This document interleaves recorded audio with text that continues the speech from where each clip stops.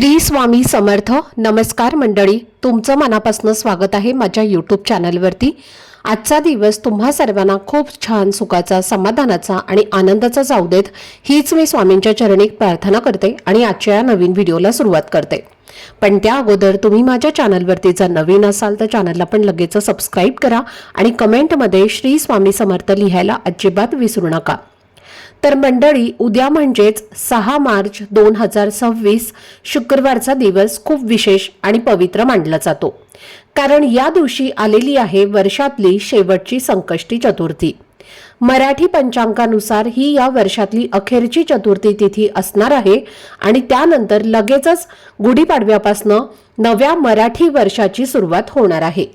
त्यामुळे ही संकष्टी चतुर्थी अनेक भक्तांसाठी विशेष महत्त्वाची मानली जाते। आपल्या हिंदू धर्मात संकष्टी चतुर्थी हा अत्यंत पवित्र आणि श्रद्धेचा दिवस आहे आणि हा दिवस पूर्णपणे भगवान श्री गणेशांना म्हणजेच आपल्या लाडक्या गणपती बाप्पांना समर्पित असतो। संकष्टी या शब्दाचा अर्थच आहे संकट दूर करणारी तिथी, म्हणजेच जीवनात येणाऱ्या अडचणी, दुःख, अडथळे आणि संकट दूर करण्याची शक्ती या दिवसामध्ये असल्याचं मानलं जातं।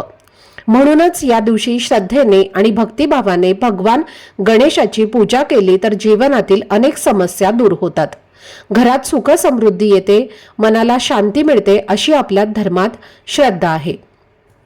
पंचांगानुसार फाल्गुन महिन्याच्या कृष्ण पक्षातील चतुर्थी तिथी 6 मार्च 2026 रोजी संध्याकाळी 7:53 सुरू होणार आहे आणि ही तिथी 7 मार्च 2026 रोजी संध्याकाळी 7:17 समाप्त होणार आहे। पण उदय तिथीनुसार चतुर्थीचा उपवास आपल्याला उद्या म्हणजेच शुक्रवारी करायचा आहे। संकष्टी चतुर्थीचा उपवास हा दिवसभर ठेवला जातो आणि रात्री चंद्र दर्शन करून तसेच चंद्राला अर्घ्य दिल्यानंतरच हा उपवास सोडला जातो, अशी परंपरा आहे। उद्या म्हणजे 6 मार्च रोजी चंद्रोदयाची वेळ रात्री 9:12 आहे, त्यामुळे त्या वेळेनंतर चंद्राचं दर्शन घ्यायचे, चंद्राला अर्घ्य द्यायचं आणि गणपती बाप्पांची पूजा करून मगच उपवास आपल्याला सोडायचा आहे। अनेक जण दिवसभर उपवास करतात पण रात्री चंद्राची पूजा न करता उपवास सोडतात, पण शास्त्रानुसार तसे केल्यास या व्रताचे पूर्ण फळ मिळत नाही असं मानलं जातं।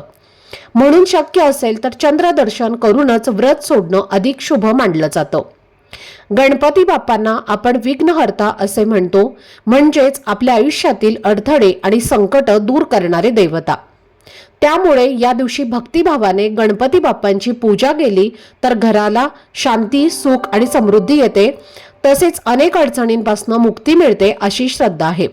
म्हणूनच या दिवशी गणपती बाप्पांची पूजा, व्रत आणि काही विशेष सेवा किंवा उपाय करण्याची परंपरा देखील आहे। आजच्या या व्हिडिओमध्ये मी तुम्हाला एक अतिशय छोटासा पण प्रभावी असा उपाय सांगणार आहे, जो तुम्ही उद्या संकष्टी चतुर्थीच्या दिवशी करू शकता। विशेष म्हणजे हा उपाय करण्यासाठी उपवास करणं बंधनकारक नाही।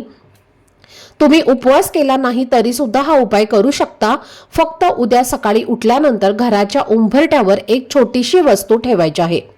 असं म्हटलं जातं की हा उपाय श्रद्धेने केल्यास घरातील अनेक अडचणी, संकट आणि नकारात्मकता दूर होण्यास मदत होते, घरातील दारिद्र्य कमी होते आणि घरात सुख समृद्धी वाढू लागते, तसेच कुटुंबातील सदस्यांची प्रगती होण्यासाठीही हा उपाय शुभ मानला जातो।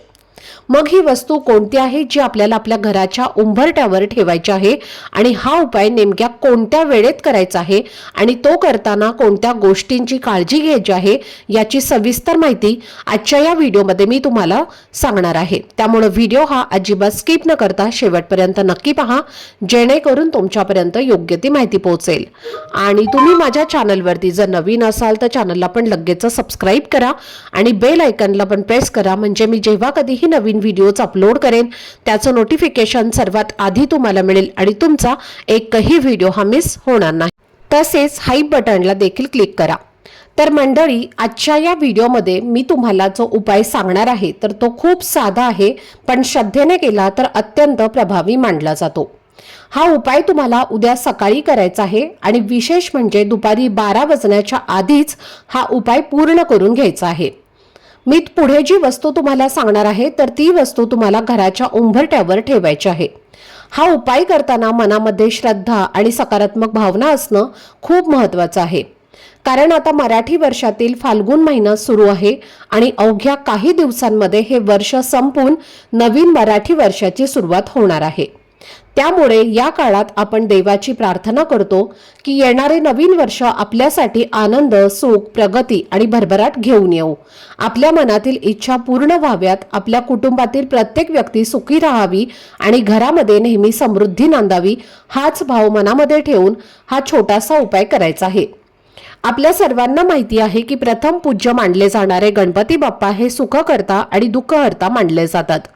भक्तांच्या आयुष्यात जेव्हा अडचणी येतात, संकट येतात किंवा मार्ग सापडत नाही, तेव्हा गणपती बाप्पा आपल्या भक्तांना योग्य दिशा दाखवतात अशी श्रद्धा आहे. भक्तांच्या हाकेला धावून जाणारे आणि आपल्या भक्तांवर अपार कृपा करणारे देव म्हणजे गणपती बाप्पा. म्हणूनच जर आपण श्रद्धेने आणि विश्वासाने गणपती बाप्पांची भक्ती केली आणि छोटे उपाय केले तर त्याचा सकारात्मक परिणाम आपल्या आयुष्यामध्ये दिसू लागतो, असे अनेक लोक अनुभवाने सांगतात. गणेश व्रतांमध्ये चतुर्थीचं व्रत हे खूप महत्त्वाचं मानलं जातं आणि चतुर्थी तर विशेष पवित्र मानली जाते. या दिवशी गणेश तत्व पृथ्वीवर 1000 पट जास्त सक्रिय असतं असे धार्मिक मान्यता सांगते. म्हणजेच या दिवशी गणपती बाप्पांची कृपा मिळवण्यासाठी केलेली पूजा, जप, प्रार्थना किंवा छोटे छोटे उपाय याचं फळ लवकर मिळतं असं मानलं जातं. म्हणूनच अनेक भक्त या दिवशी मनापासून पूजा करतात, उपवास करतात आणि काही विशेष उपाय सुद्धा करतात. आपल्या वास्तुशास्त्रात घराच्या उंबरट्याला देखील खूप विशेष महत्त्व दिलं गेलं आहे. उंबरठा हा फक्त दाराचा भाग नसतो, तर तो घराच्या सीमारेषेचं प्रतीक मानला जातो. म्हणजेच घराच्या आत आणि बाहेर यामधली एक पवित्र सीमा म्हणून उंबरट्याकडे पाहिलं जातं. असं मानलं जातं की घराचे रक्षण व्हावं, कुटुंब सुरक्षित राहावे आणि कोणतीही नकारात्मक किंवा अदृश्य शक्ती घरामध्ये प्रवेश करू नये यासाठी उंबरठा खूप महत्त्वाची भूमिका बजावतो. त्यामुळे जर उंबरट्यावर काही शुभ आणि सकारात्मक उपाय केले तर त्या ठिकाणी सकारात्मक ऊर्जा अधिक प्रमाणात सक्रिय होते असं सांगितलं जातं. जेव्हा घराच्या उंबरट्यावर श्रद्धेने आणि योग्य पद्धतीने काही उपाय केले जातात तेव्हा घरामध्ये सकारात्मक वातावरण तयार होण्यास मदत होते. कुटुंबातील सदस्यांमध्ये एकोपाही वाढतो आणि प्रगतीचे मार्ग हळूहळू मोकळे होऊ लागतात असं मानलं जातं. आपल्या शास्त्रामध्ये असंही सांगितलं जातं की घराचा उंबरठा मजबूत आणि पवित्र असेल तर बाहेरील वाईट शक्ती किंवा वाईट विचार घरात प्रवेश करू शकत नाहीत किंवा कुटुंबात मतभेद निर्माण होण्याची शक्यता कमी होते. त्यामुळे उंबरठ्याचा प्रभाव व्यक्तीच्या जीवनावर आणि कुटुंबाच्या वातावरणावरही पडतो असं मानलं जातं. वास्तुशास्त्र आणि ज्योतिषशास्त्रानुसार उंबरठ्यावर केलेले काही छोटे उपाय व्यक्तीच्या आयुष्यात सकारात्मक बदल घडवू शकतात. असं मानलं जातं की यामुळे प्रगतीचे मार्ग खुलू लागतात, जीवनात अडथळे कमी होतात आणि देवी लक्ष्मीची कृपा मिळण्यास मदत होते. घरात धनसमृद्धी टिकून राहते आणि घरामध्ये आनंदाचे वातावरण निर्माण होते. म्हणूनच जर तुमच्याही घरामध्ये सध्या काही समस्या सुरू असतील, जसं की मुलांच्या शिक्षणात किंवा प्रगतीत अडथळे येत असतील, मुलं अभ्यासाकडे लक्ष देत नसतील, घरात पैशांची अडचण वारंवार निर्माण होत असेल, पैसा येत असला तरी तो टिकत नसेल, जिथे थोडे पैसे मिळतात तिथे त्यापेक्षा जास्त खर्च होत असेल किंवा घरामध्ये सतत वादविवाद, भांडणं आणि तणावाचं वातावरण निर्माण होत असेल आणि त्याचा परिणाम संपूर्ण कुटुंबावर होत असेल, तर अशा परिस्थितीत हा उपाय श्रद्धेने करून पाहणं अनेकांना उपयोगी वाटतं. तसेच जर तुमचा एखादा छोटा मोठा व्यवसाय असेल आणि तो व्यवस्थित चालत नसेल, सतत काही ना काही अडचणी येत असतील किंवा घरामध्ये कोणतंही शुभ कार्य करताना वारंवार अडथळे येत असतील, कामं पूर्ण होत नसतील, तर अशा वेळी हा उपाय करणं शुभ मानलं जातं. म्हणून उद्या संकष्टी चतुर्थीच्या दिवशी मी तुम्हाला हा उपाय श्रद्धेने आणि विश्वासाने नक्की करून पहा असं सांगेन.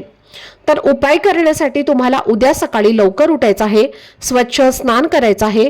स्नान करताना अंघोळीच्या पाण्यामध्ये तुम्हाला थोडंसं लाल चंदन जे असतं तर ते टाकायचं आहे, थोडीशी हळद टाकायची आहे. त्यामुळे आपल्यामध्ये असणारी नकारात्मकता, वाईट शक्ती तर ती नष्ट होते आणि आपल्यामध्ये एक सकारात्मक ऊर्जा जी आहे तर ती तयार होते.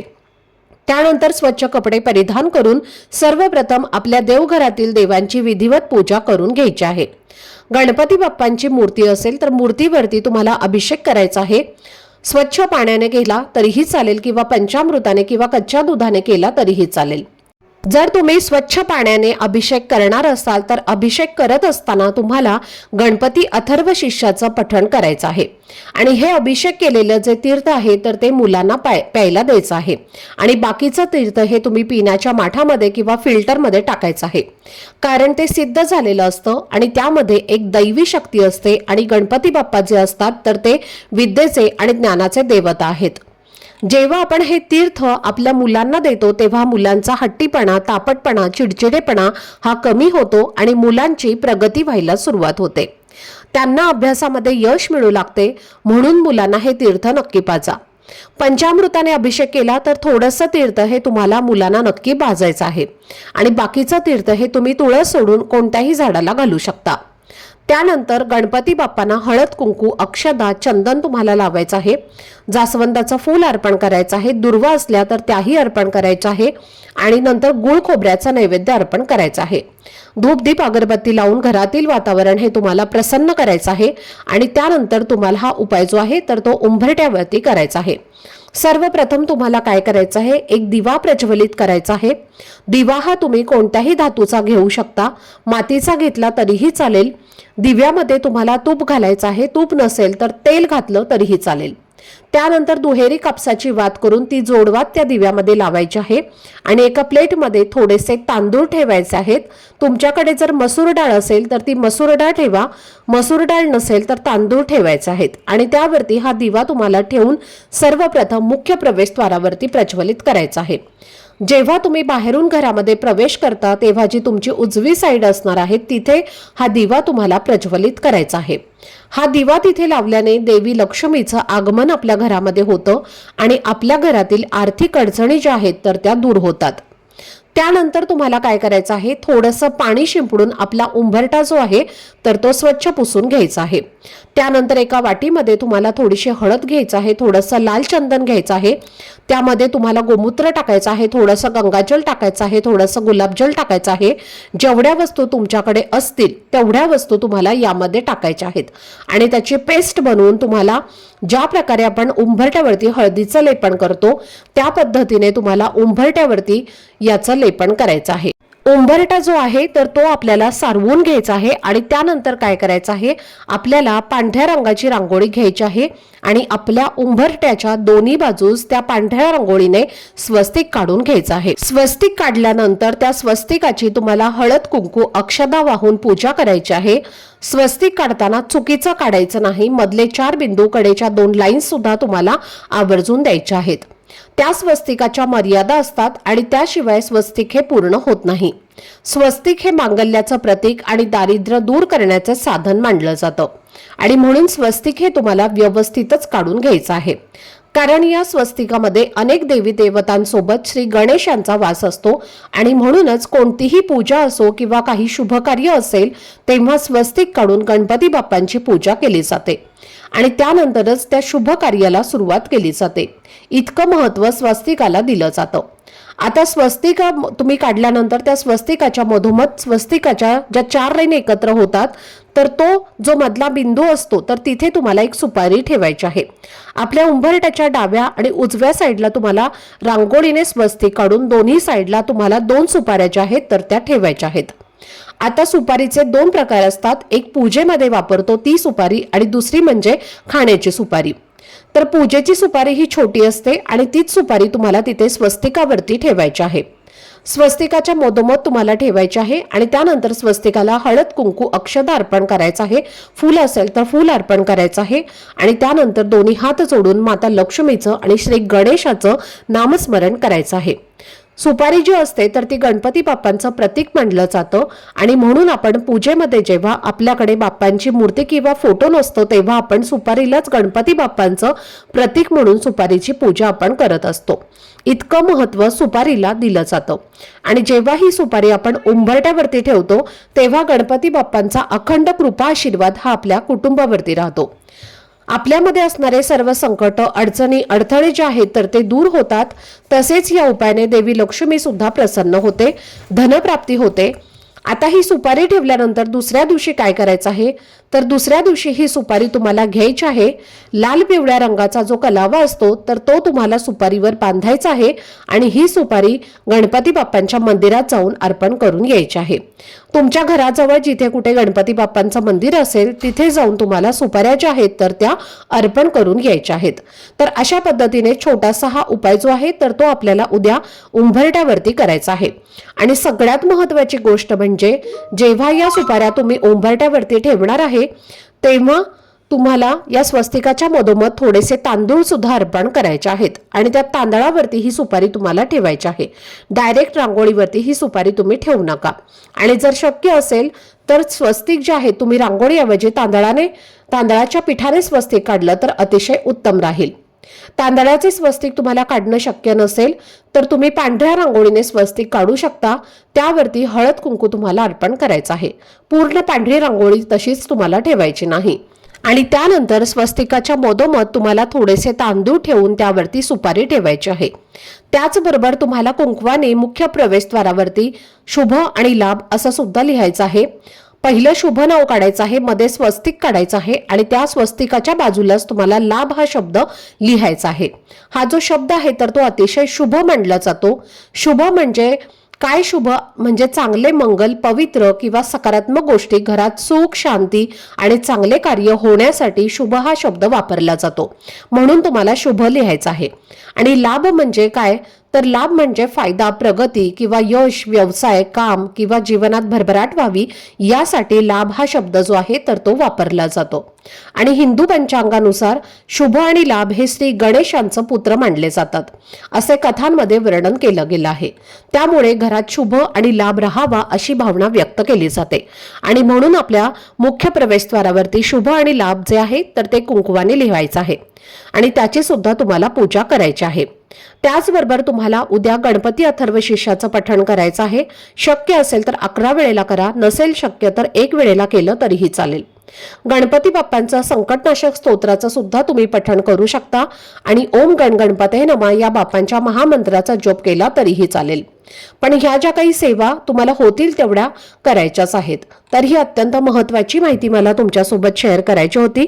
आजचा हा व्हिडिओ जर तुम्हाला आवडला असेल, माहितीपूर्ण वाटला असेल तर व्हिडिओला लाईक, शेअर आणि चॅनलला सबस्क्राईब नक्की करा.